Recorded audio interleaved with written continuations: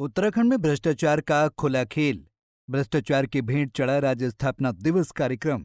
स्थापना दिवस मनाने को लेकर खर्चे की लिस्ट हुई वायरल। दीपोत्सव पर बताया गया 70 लाख का खर्चा।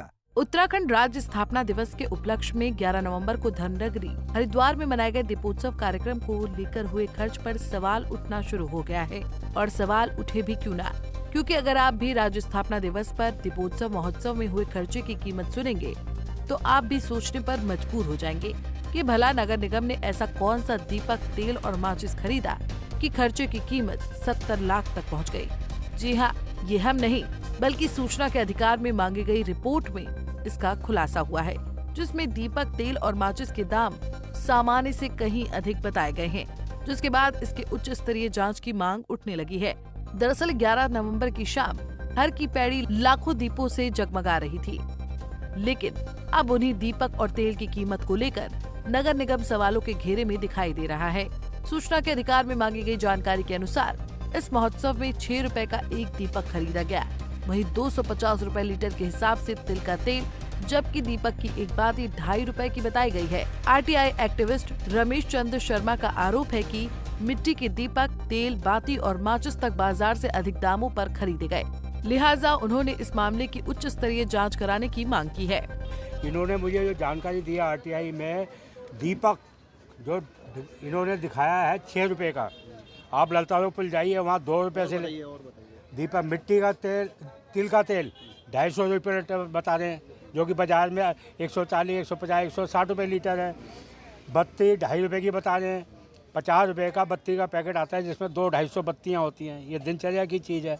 ऐसे कामों में, भजन संध्या के काम में भ्रष्टाचार करके हमारे उत्तराखंड के जो राज्य आंदोलनकारी थे, जो शहीद हुए थे, उनकी भावनाओं के साथ हरिद्वार के जिला प्रशासन ने, नगर निगम ने बहुत बड़ा आघात इस भ्रष्टाचार को करके किया है।